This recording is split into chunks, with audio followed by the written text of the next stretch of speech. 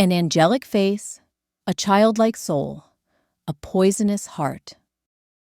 That is a sentence many people use when they finally try to describe a narcissistic woman and the damage she leaves behind.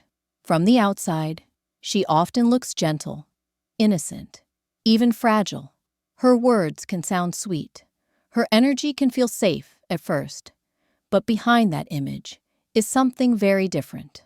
Something calculated. Something cold.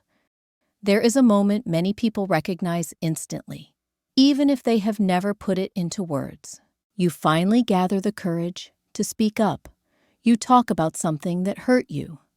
Something that has been sitting in your chest for weeks, months, sometimes years. You are not attacking. You are not yelling.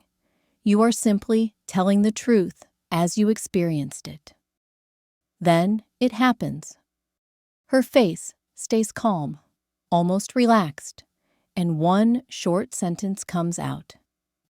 Give me one specific example. Suddenly, your thoughts scatter. Your body feels tense. Your mouth goes dry. You know what you lived through was real, but you cannot pull the details together fast enough. In that moment, it feels like you lost, even though you were the one telling the truth. This video is about that exact moment. It explains why that question feels so powerful, why it hits you so hard, and why your reaction has nothing to do with weakness or lack of intelligence. This is a warning, but it is also grounding. Because once you understand what is really happening, the spell starts to break. The question that shifts all the power. When a narcissistic woman feels exposed, the goal is not to understand you or fix anything. The goal is to regain control of the situation as fast as possible. The question she uses is meant to stop your momentum. It interrupts your emotional flow and forces you to change roles. Instead of sharing what hurt you, you are suddenly expected to perform, explain, and prove yourself. That shift happens instantly. You move from being the person affected to being the person on trial. The pressure is no longer on her behavior. It is now on your ability to respond perfectly in a stressful moment. Your feelings stop being the focus. Your credibility becomes the focus. This is how control quietly changes hands without raising voices or starting obvious conflict. What makes this tactic effective is how normal it sounds. To anyone watching from the outside, the question appears fair and reasonable. It sounds like something an honest person would ask. That surface-level logic is what makes you second-guess yourself. You start thinking about how to answer correctly, instead of noticing how the conversation was redirected away from accountability. This is not a misunderstanding or poor communication. It is a deliberate move. The moment you begin defending your memory or searching for the right words, she has already achieved what she wanted. The original issue fades into the background. The power now sits with the person who looks calm while you struggle to organize your thoughts under pressure. Why your mind goes blank, even though you know the truth. Many people leave these moments blaming themselves. You replay everything and assume something is wrong with you. You think that if you were calmer or stronger, you would have explained yourself better. But freezing like this is not a failure. It is a normal response to ongoing emotional pressure, especially when you have been dismissed or criticized repeatedly. When you spend a long time around someone who creates tension, your body stays on alert even when things seem calm. Your nervous system learns to expect problems. Over time, this drains your energy and affects how your brain works under stress. You may not notice it day to day, but it shows up in moments like this. In that state, your brain focuses on protection, not clear thinking. It watches tone, body language, and emotional risk instead of organizing memories. That is why your thoughts feel scattered. You remember the pain, but not the details. This does not mean the events were unclear. It means your brain was never relaxed enough to store them cleanly. When she pushes you to explain on the spot, the pressure increases. Your body reacts before you can think. Your breathing changes. Your muscles tense. Your mind slows down. This happens automatically. It is not something you choose. Your mind goes blank, not because nothing happened, but because speaking up has felt unsafe before. Once you understand this, the self-blame starts to fade, and you begin to see these moments more clearly. How gaslighting weakens memory over time. Gaslighting does not remove what happened from your life. It slowly trains you to doubt your own reactions. When your feelings are constantly brushed off or corrected, you start paying less attention to what you feel and more attention to how it might be judged. Over time, this changes how you remember events. You remember the discomfort, but you no longer trust your interpretation of it. When this happens again and again, your confidence takes quiet hits. Each time you are told you are too sensitive or imagining things, your mind learns to hesitate. You stop holding on to details because holding on to them has led to conflict before. This is not a conscious choice. It is something that builds slowly as a way to avoid emotional fallout. Eventually, when you try to explain what happened, your thoughts feel unstable, not because the events were unclear, but because you have been trained to question yourself before anyone else does. Your mind pauses to check if you are allowed to feel this way. That pause breaks your flow and makes your explanation sound unsure. This hesitation is exactly what she expects. She relies on the fact that your trust in your own memory has been weakened. When your words do not come out cleanly, it gives her space to dismiss you again. The problem is not your memory. The problem is that your reality has been challenged so many times that your mind learned to doubt itself first. How she uses your silence to win the argument. When you cannot respond right away, she does not slow down or give you space. She takes control of the silence. She keeps talking and shapes the meaning of that pause for you. Your quiet moment becomes something she defines, not something you are allowed to have. That is how the situation slips out of your hands without you realizing it. In her version of events, your silence becomes evidence. It is treated as confirmation that you have no real point. It is framed as emotional instability or exaggeration. The focus moves away from what you were trying to address and lands entirely on how you reacted. The conversation no longer serves clarity. It serves her need to stay on top. Once this happens, the original issue fades fast. What hurt stops being discussed.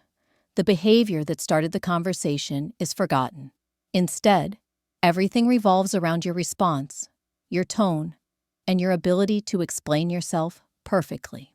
You leave the conversation feeling like nothing was resolved because nothing actually was. This pattern is powerful because it feels subtle.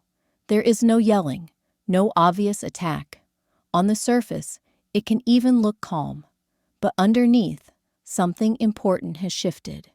You are no longer being heard. You are being judged, and that judgment makes you doubt whether speaking up was worth it at all. Over time, your body remembers this outcome. You start holding back without thinking about it. You choose your words carefully, or stay quiet altogether. Not because you have nothing to say, but because you learn that silence feels safer than being misunderstood or dismissed again. That silence is often mistaken for acceptance or maturity, but it is neither. It is a response shaped by repeated experiences where speaking up led to confusion and emotional loss. Understanding this helps you see that your quiet moments were never weakness. They were attempts to protect yourself in an environment that did not allow honest communication. Why writing things down changes everything. The biggest change starts when you stop depending only on your memory. This is not because your memory is weak or unreliable. It is because it has been challenged and questioned for a long time. When someone constantly denies your experience, your mind learns to hesitate. Writing things down gives you a stable place to return to when your thoughts feel uncertain. Putting things on paper slows everything down. You are no longer forced to remember under pressure. You can take your time. You can look at what actually happened instead of trying to recreate it in a stressful moment. This removes the rush and the panic. It gives your thoughts structure when your emotions feel overwhelming. What you write does not need to be detailed or dramatic. Short notes are enough. Dates, situations, key moments, how your body felt afterward. This kind of record is not about proving anything to someone else. It is about making your own experience clear to yourself without interruption or judgment. When you have written records, the demand for instant answers loses its effect. You are no longer caught off guard when someone challenges you. You know that the information exists, even if you do not pull it out immediately. That alone reduces anxiety and stops the feeling of being trapped in your own head. Writing also creates emotional distance in a healthy way. You can look at events more calmly when they are not happening in real time. This helps you notice patterns you may have missed before. Repeated behaviors become easier to see. Confusion turns into understanding, not because things change, but because you see them clearly. This process rebuilds trust in yourself. You stop relying on someone else to confirm what happened. You already know. That quiet confidence changes how you show up in conversations. You speak with less urgency and less fear. That self-trust is what was slowly taken from you, and writing helps you take it back. How to respond without defending yourself. The moment she pushes back, your body often wants to explain everything. You want to be clear. You want to be fair. You want her to finally understand what you mean. That urge comes from being ignored for a long time, but explaining more does not bring understanding here. It only gives her more material to twist, interrupt, or dismiss. The cycle continues because you keep trying to fix something that was never meant to be fixed. Defending yourself puts you in a lower position without you realizing it. It turns your experience into something that needs approval. You start adjusting your words, your tone, and your emotions to avoid backlash. Meanwhile, she stays calm and detached. That imbalance grows quietly. The more you explain, the more power she has to control the direction of the conversation and decide what counts as valid. Someone who is committed to misunderstanding you is not listening for clarity. They are listening for mistakes. Every extra sentence becomes a chance to shift focus away from their behavior. That is why simple, calm responses work better. Not because they change her, but because they stop feeding the dynamic that drains you. Less explanation means fewer openings for manipulation. Silence after a clear statement is uncomfortable at first. It can feel rude or unfinished, but that discomfort fades with time. Silence removes the emotional energy she relies on. Without reactions, justifications, or emotional effort from you, the interaction loses momentum. You are no longer performing or proving. You are simply present and steady. This approach is not about being cold or distant. It is about protecting your mental space. You are allowed to stop engaging when a conversation turns into a trap. You do not owe endless explanations to someone who repeatedly dismisses your reality. Calm limits create emotional safety where none existed before. This changes how you feel about speaking up. You stop measuring your worth by how well you explain yourself. You begin to trust that your experience does not need approval to be real. That quiet shift is powerful. It brings control back to you, not through force, but through choice. The smear campaign. You never see coming. A smear campaign often starts long before you realize there is a problem. While things still look normal on the surface, she is already talking to people around you. Friends, family, co-workers. Small comments are dropped. Concerns are framed as worries about you. Over time, a picture forms that you do not know exists yet. This is preparation, not coincidence. Because this happens quietly, you are always a step behind. When you finally speak up or react, people are not hearing your side for the first time. They are comparing it to a version they already accepted. Your words are measured against a story that paints you as unstable, emotional, or difficult. That comparison works against you from the start, even if you are telling the truth. What makes this so confusing is how calm she appears while doing it. She does not need to argue loudly or attack you directly. She lets others do the judging. By the time you feel pushed to defend yourself, the tone has already been set. Your reaction then looks intense next to her controlled image. That contrast is intentional and carefully maintained. The biggest trap is rushing to explain yourself to everyone. When you try to fix the damage quickly, emotions are high. Your words come out messy. Your stress shows. That reaction does not clear your name.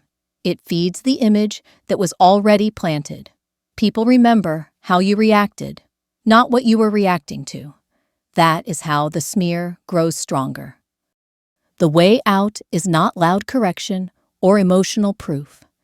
It is steady behavior over time, showing up the same way again and again, keeping your actions consistent, letting your tone stay calm even when the situation feels unfair.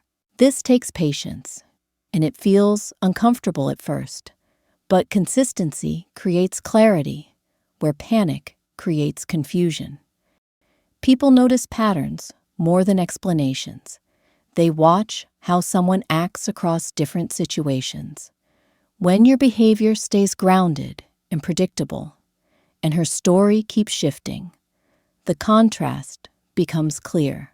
This does not happen overnight, but slowly, the narrative loses strength. You do not expose a smear by fighting it. You weaken it by refusing to become what it claims you are. What not to do, even when you are provoked. There are certain reactions that feel automatic when you are pushed or misunderstood. You want to correct the facts. You want to defend your intentions. You want to make sure the truth is clear. These reactions come from a healthy place. They come from wanting fairness. But in this situation, they work against you instead of helping you. Arguing facts with someone who lies does not lead to clarity. It leads to exhaustion. A person who twists reality is not interested in accuracy. They are interested in control. Every fact you present becomes something they can deny, reframe, or ignore. Like the conversation turns into a loop where nothing lands, and you leave feeling drained and frustrated. Explaining yourself to someone who has already decided you are wrong, is another trap. No amount of detail will suddenly make them open-minded. The more you explain, the more they tune out the meaning and focus on your tone or your emotions. Your message gets lost, and you start feeling like you are talking in circles. Reacting emotionally in the moment is understandable, but it keeps the cycle alive. Strong reactions shift attention away from what started the problem and place it on how you responded. That shift works in her favor. The issue becomes your reaction, not her behavior. You end up apologizing, calming things down, or trying to fix damage you did not cause. Each time this happens, the pattern resets. You feel the need to explain again next time. You prepare better arguments. You promise yourself you will say it differently. But the outcome stays the same because the structure of the interaction never changes. The dynamic stays intact. Stepping back is not giving up. It is choosing where your energy goes. It means recognizing when a conversation has stopped being honest. Pulling back protects your mental space and prevents further confusion. You are not agreeing. You are refusing to be pulled into something designed to wear you down. Over time, this choice becomes easier. You start noticing early signs of provocation. You pause instead of reacting. That pause creates distance. And in that distance, you regain control over how much access someone has to your thoughts and emotions. What happens when you stop playing the game? When you finally stop trying to fix her perception, everything changes. Without constant reactions, without explaining yourself over and over, the tactics she relied on start to fail. The control she had over the conversation and your emotions slowly fades. You are no longer feeding the system she built to keep you off balance. That space is where steadiness begins. At first, it feels strange. You are used to reacting, defending, or justifying. Silence or calm can feel like it leaves the issue unresolved. But that's exactly the point. Not reacting removes your energy from the cycle. Her strategies are built on your responses. Without them, the game loses its power. You start noticing that your body feels lighter, your thoughts clearer, and your decisions less pressured. As this continues, you start feeling grounded, less reactive to provocations, more steady when conflicts arise. This is not indifference or giving up. It is recovery. It is reclaiming your mental space and your sense of control. The pause, the calm, the refusal to chase approval or understanding. These are the tools that break the loop. You may notice that interactions with her or others change too. You no longer feel trapped or desperate to correct her version of reality. Conversations become shorter, calmer, and less emotionally draining. You can speak when you need to, without worrying that you will be manipulated or second-guessed. This is where freedom starts. Not in loud arguments, not in trying to prove your truth to everyone. Freedom begins when your energy is yours again, and her tactics no longer dictate how you feel or act. The clarity and control you gain become the foundation for everything else. Your confidence, your decisions, and your boundaries. You were never weak. You were conditioned. If this video feels familiar, it is because your experience is real. The confusion, the freezing, the self-doubt did not happen randomly. They were shaped over time by someone else's design. The moments when you felt lost or unsure were not signs of weakness. They were signs that you were responding to conditioning. You were not losing because you were wrong. You were losing because the system was built to keep you off balance. Once you understand that, something shifts. You regain clarity. You rebuild trust in your own perceptions. You take your voice back. You do not need to be louder. You do not need to argue better. You do not need to over-explain or justify your feelings.